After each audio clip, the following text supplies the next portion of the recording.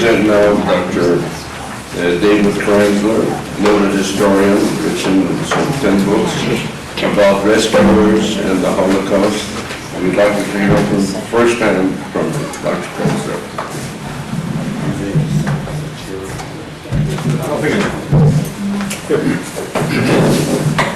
You take your chair.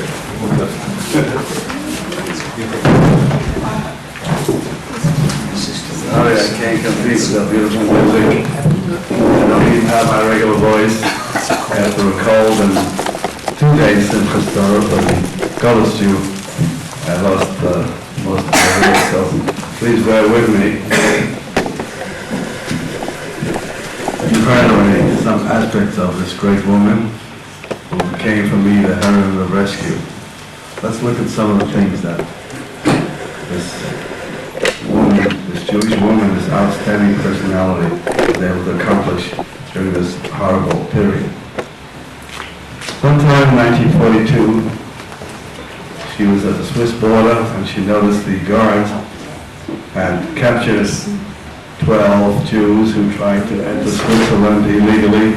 At that time, the Swiss law, or rather the alien police regulation, said that any Jew between 16 and 60 who enters Switzerland illegally will be sent back into German, first Austria, then occupied Austria and France, of course. There were thousands of Jews who were sent back into Nazi hands.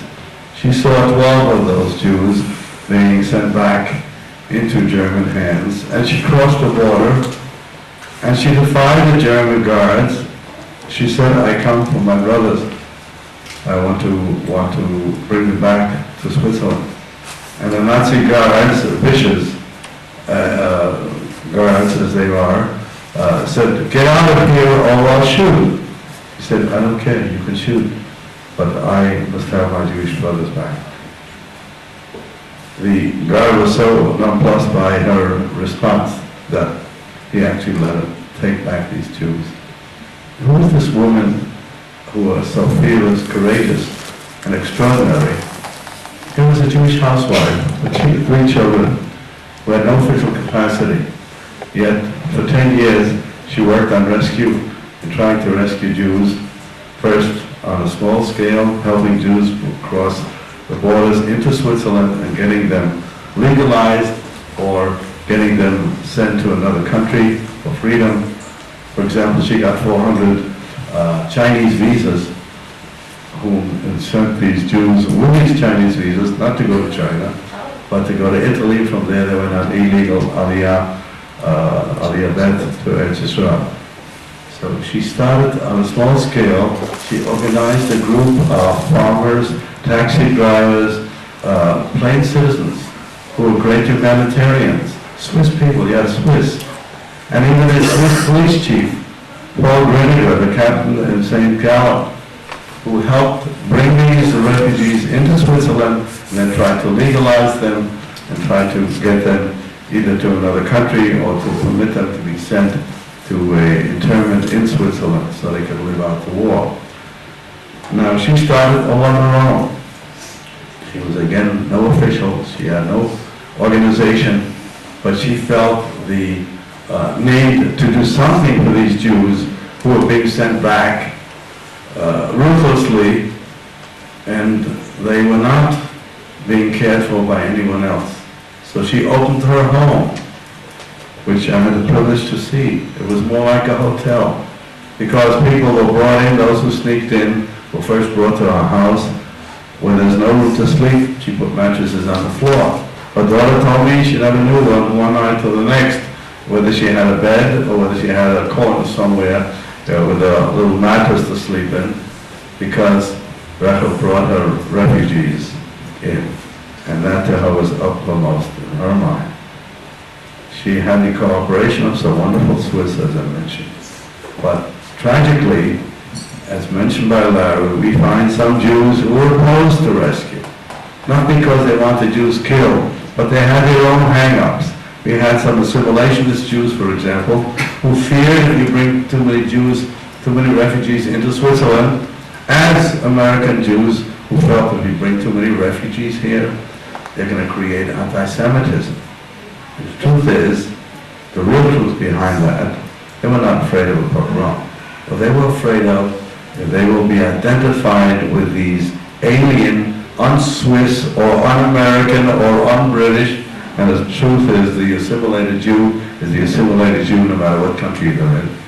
If they're going to be identified with these alien Jews, particularly if they're Orthodox, that have beards and strange garb, they will not be able to rise in that American, British, or Swiss society. That was their real fear. And so they opposed the refugees coming into Switzerland. In fact, they even informed on Recha Sternbuch, and she and Paul Griniger were arrested in 1939. They found out that 800 refugees had been brought in, and these two were the main people responsible. And she was interrogated, and she said, I will tell you the truth on everything, except, which they wanted really, was the names of all the people that helped her in this great humanitarian task. I will not give you the names no matter what you do to me. And she stood her ground. She was ready to stay a lifetime in jail. They had to release her after several weeks because she only broke not the Swiss law, but Swiss police regulation. We won't go into detail here. But for 3 years they carried on the district attorney, so to speak, carried on a little war against her, trying to get her convicted. He finally gave up after 3 years and he sent 100 francs to her in recognition of her great valor, of what an extraordinary human being she was. Paul Griniger, the police captain, did not fare so well. He was deposed of his job, and he lost his pension until 1968. Finally, Yad Vashem recognized him. The Sternbuchs helped to support him. They had a little factory. They helped support him, and he later became a teacher. And they sustained his courage, but he never failed. He would never change his mind, he said, had he do it all over again. But it was Recha Sternbuch, a charismatic, extraordinary woman, who convinced him and others that we must help Jews, and we must help the victims, and we must help in a way that they can come back on the human level. So she treated them in her home, she treated them like honored guests. Her children, as I said, had to sleep elsewhere, find a place on the floor, because these honored guests had to get first priority. Now, for example, she had such a personality as Rabbi Batchko, the rabbi or Mr. or whatever it is, Batchko mentioned, her personality came through.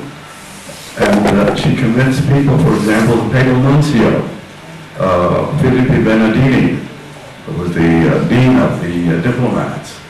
And when she had a request, there was a problem, for example, when the Swiss law, or that law, that alien police regulation, permitted families, those who had children under 16, to come in. So often they would form families in order to allow them to come in. And what happened was, when they put them in the detention camp, they found out, they separated, that it was not really true. And to break a cardinal sin rather in Switzerland is to say a lie. It's almost as bad as murder. You have to understand the theological concepts of Switzerland. And so she appealed to Bernardini to explain to the Swiss people that their lives were at stake. And so she got to meet Bernardini, and she started to introduce herself. So he said, you don't have to tell me anymore. I know who you are, and I trust you. And the deference to this Orthodox Jewish woman, whenever he met her, and this happened frequently, he took off that large cross in deference to Recha Sternbuch. And he did go on the radio and tell the Swiss people that this was perfectly legitimate to state that they are a family in order to save their lives. And he turned out to be a great friend of Recha in many of her rescue efforts afterwards. We know that jail sentence, I mentioned, because of having miscarriage, incidentally, was not easy on her, but she was an extraordinary woman, and she's nothing, including failure, daunted her. And so she tried different ways how to rescue Jews. Her small efforts in 1938 began to mushroom. still not only hundreds, but even thousands of Jews involved. Let me give you an example. An extraordinary rescue tool which the Sternbuch family created was known as the Latin American protective paper concept.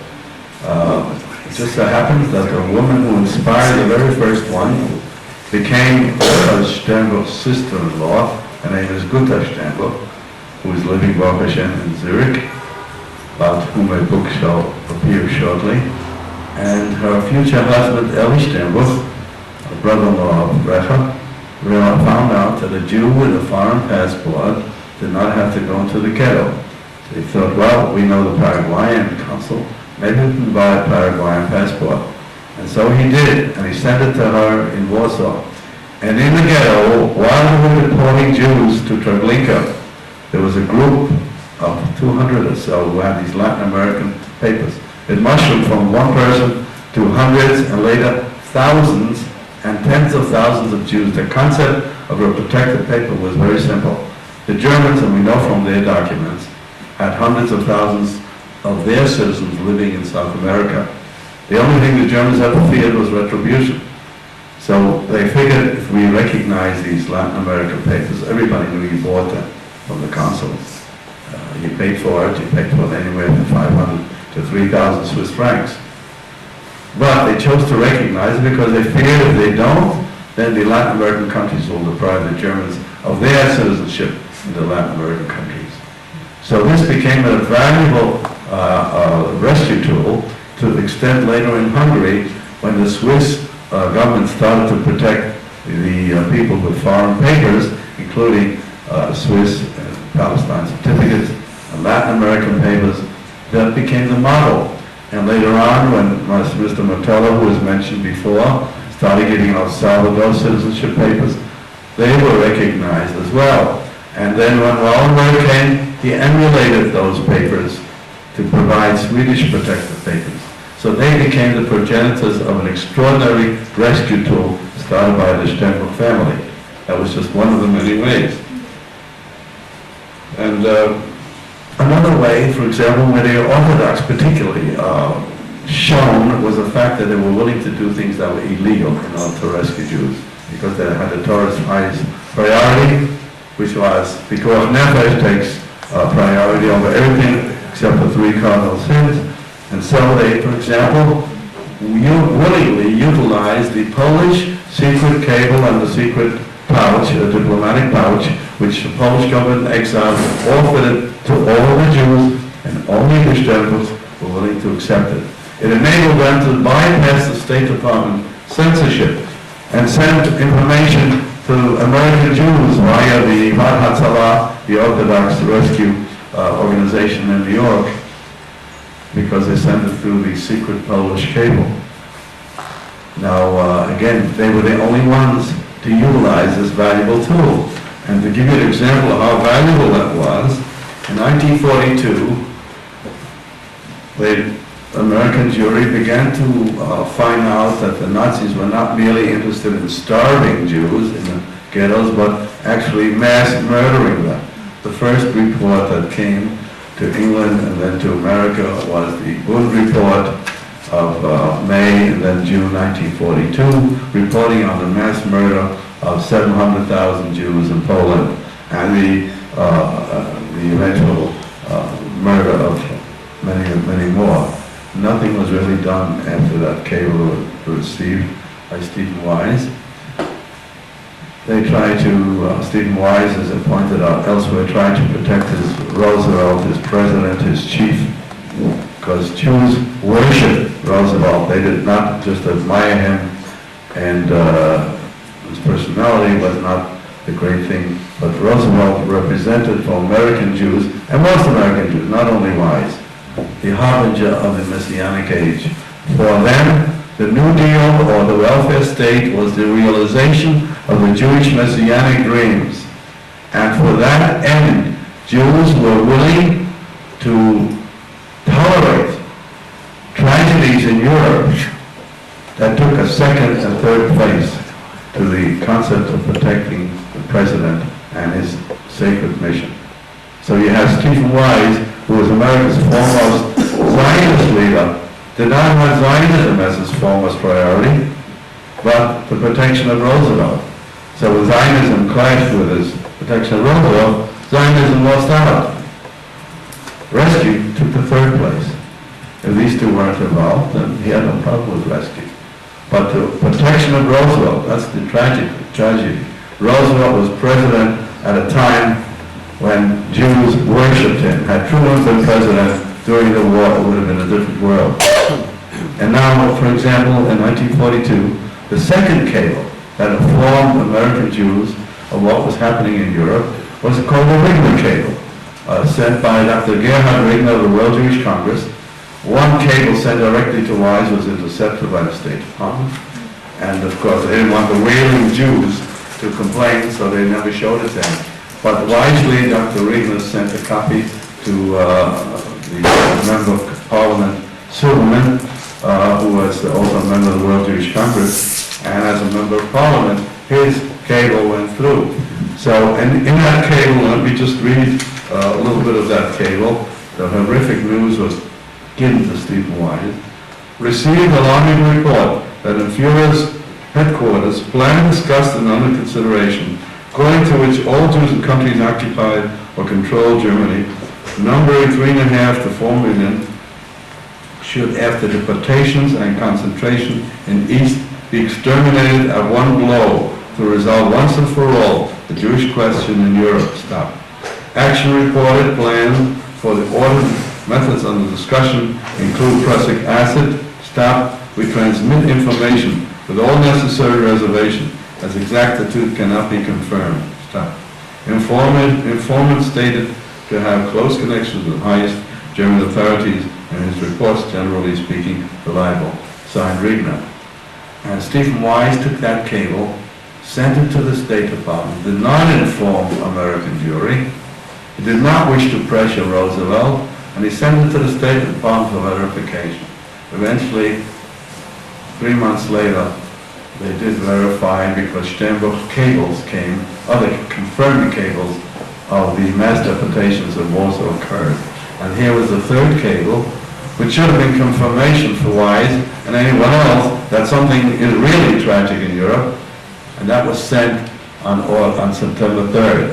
The Rigner cable was sent on August 28th, came in on August 28th, 1942, and 5 days later, the Sternbuch cable came, and you'll see a little difference in the cable and the wording, the way it was presented, and the Rigner cable. The cable read as follows. According to recently received authentic information, authentic, there's no doubt about this one, the German authorities have evacuated the last ghetto in Warsaw, bestially murdering about 100,000 Jews. Murders continue from the corpses of the murdered soap, and artificial fertilizers are produced. The deportees from other occupied countries will meet the same fate. It must be supposed that only energetic reprisals on the part of America could halt these persecutions. And after recounting the fate of the 100,000 Jews deported from Warsaw, Sternbuch further advised Jacob Rosenheim, head of World Good of Israel, and Rabbi Kalmanowitz of Yivad Hatzalah, do whatever you can to cause an American reaction to halt these persecutions. Do whatever you can to produce such a reaction, stirring up statesmen, the press, and the community. Inform Stephen S. Wise, Abel Silva, Lubavitch Rebbe, Albert Einstein, Jacob Klotskin, Nephilim Goldman, and others, Thomas Mann, and others. She tried to rile up American Jewry to do something. Well, when Rabbi Kalmanowitz received this cable, he got it the same day. He got a telephone call from Recha Sternbuch's husband, Yitzhak. He phoned Rabbi Kalmanowitz to see if the cable arrived.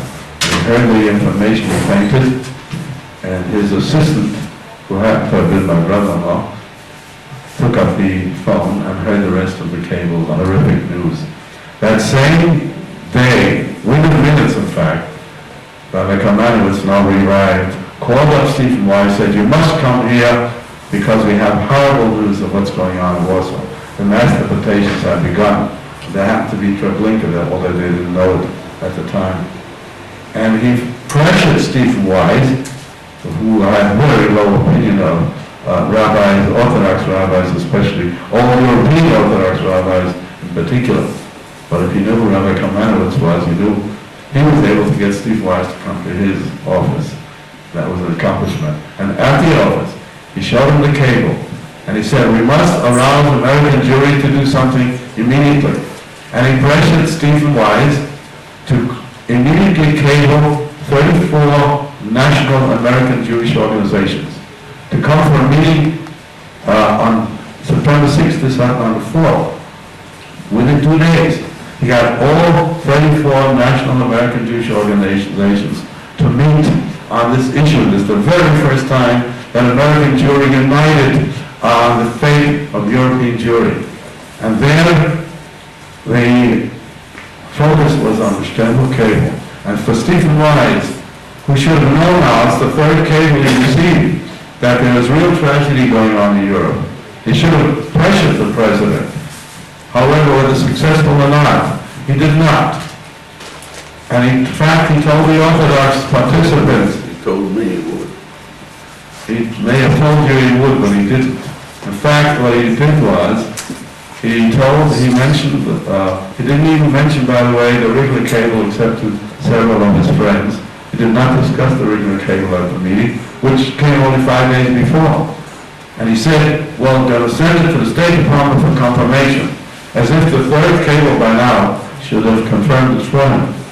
Well, by the time, and 3 months later, the State Department, again, based on more documents from the Sternbuch family, confirmed it, and finally the State Department told Stephen Wise the worst fears have been confirmed.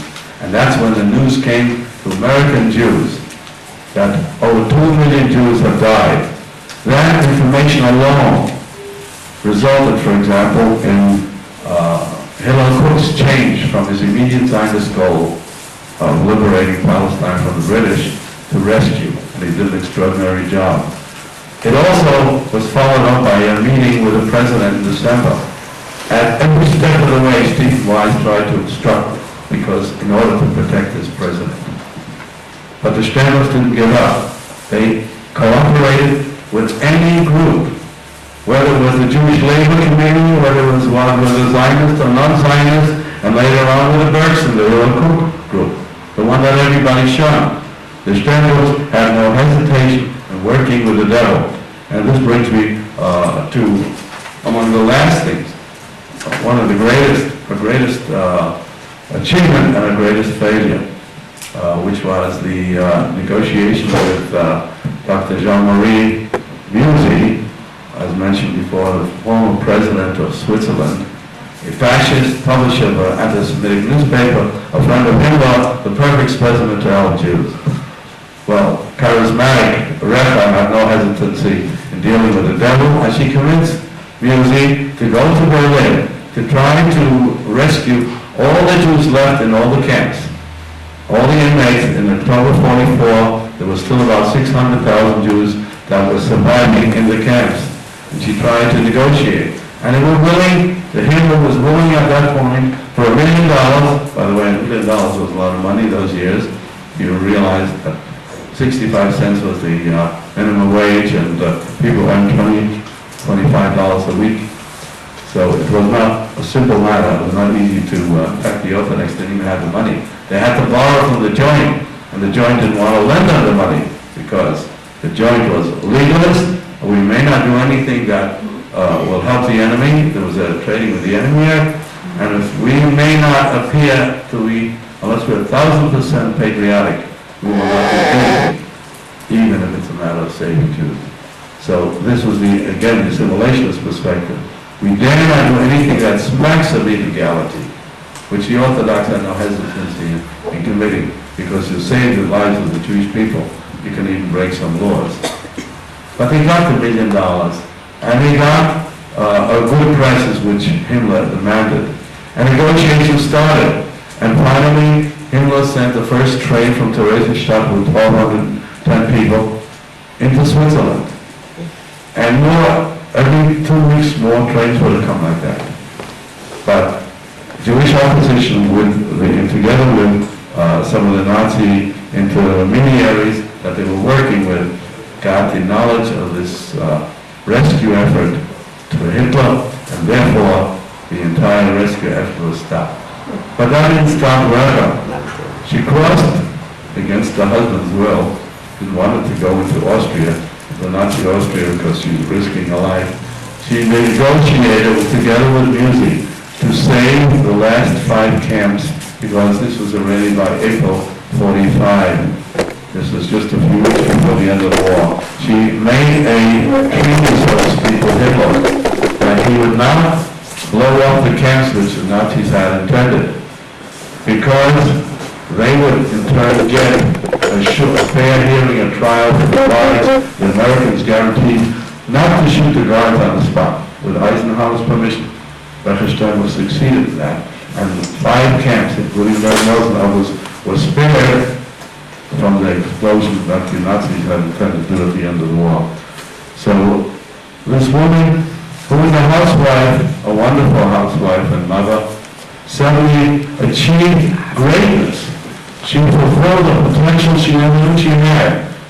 As our lifelong mother pointed out, when you go to extremes, when you go to a length when there's no alternative, when it's really the absolute impossible to do anything else, you are able to achieve things you never knew you had the capability of.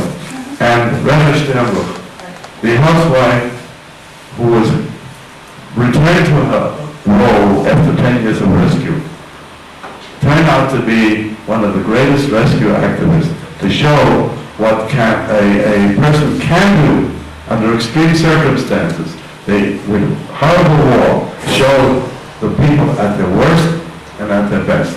And Recha Sternbuch is an example of the best.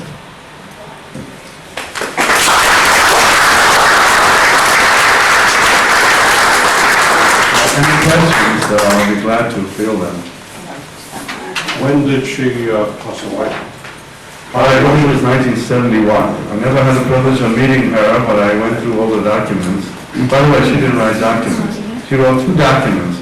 Her husband and the secretary took care of the paperwork. She was the charismatic rescue activist who convinced people to save Jews. The paperwork she gave to others to do, and except for 2 documents where she shows her brilliance in that. She was an extraordinary person. Which other books have you written about rescuers, and when is this one coming out? This came out, in fact I have a copy right here. This one? Oh, it should be on this. Heroine the Rescue came out in the 80s, I think 84. 84, and it's been reprinted recently. But I have other books, Japanese Nazis and Jews, about Shanghai refugee community. I have To Save a World, 2 volumes. The Man Who Stopped the Trains to Auschwitz came out 3 years ago. That's about Montello and the greatness of the Swiss people. And my most recent one is about Solomon Schoenfeld, the great rescue hero of London, who had the same problems fighting with some Jews who had different perspectives of what and how to rescue and when not to rescue. And so there was a battle, a constant battle, not only between the Allies, the British government or America and the others who were obstructing and sometimes helping, but also between Jews, tragically, who had their hang-ups for various reasons, did not do their best, or did even obstructed in other cases in saving the Jews. It's part of the Jewish tragedy. Has Yad Vashem given her due recognition? No, she's Jewish, and the Yad Vashem's policy is we honor only Christians. So they have a big square area of honoring the Christians, and I tried to tell Dr. Chaldiel, a very nice person by the way, why not honor the Jews as well? Well, our policy is this. I said, well, set aside another plot of land for trees for Jews. Yes.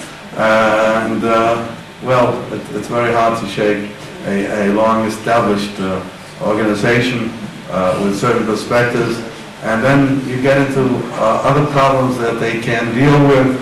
That's one of the reasons why the working group, Larry at the helm, is trying to get Jewish rescuers honored as well. And for example, one of my missions is to get the Swiss people honored. Their extraordinary role is detailed in my book, The Man Who Stopped the Trains to Auschwitz. Without the Swiss people, none of the Jews, even the Ronald Great Mission, would not have been able to have started. He came after the train stopped without the help of the Swiss people. Yad Vashem doesn't recognize it. So we have to know when to honor people, when others skirt the issue or ignore it for various reasons, ideological and otherwise, and it's our obligation of the Torah's perspective of Hakaras HaTov, of recognition and gratitude towards Jews or non-Jews who helped, because there were so few of them. So we have to press hard on this issue and try to get them honored regardless of any other opposition. Incidentally, we asked Yad Vashem to join us in a number of things that they had, a number of projects that we had. They refused completely. Yes. Except for Barry and Fry, were there any American Jews? First of all, he was a Christian, but were there any American Jews who did anything in terms of rescue? Of course, we had, I have several books on American Jews who rescued. There were rescuers in a number of Jewish organizations devoted to rescue. I specialize in rescue by the Orthodox, and you have a number of great rescue actors. Rabbi Kamenowitz is just one example. Mike Tressler is another one. Jacob Rosenheim. Sure, Mike Tressler. You have some wonderful people. And ironically, they combined with Hillel Kook, because he was shunned by everybody, and the Orthodox went the very old way. Anybody would rescue, they would cooperate with. So they cooperated when Hillel Kook inspired them to create the Rabbis' March on Washington, the only protest by American Jews against America's indifference to the tragedy of European Jewry, which was inspired by Hillel Kook. And they were only the Orthodox rabbis that followed him, because they felt that tragedy. They were the last ones to criticize any government.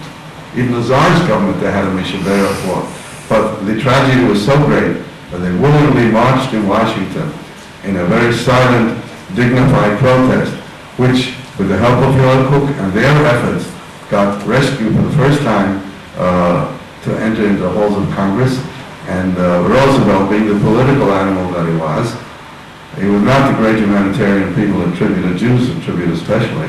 When he was pushed, he moved, and he saw his election 44 is coming up. So by the end of 43 and the beginning of 44, he said, well, enough rescue talk in Congress, it's getting kind of hot. So he created Hillel Kook's ambition to create the War Refugee Board, a government agency devoted to rescue, which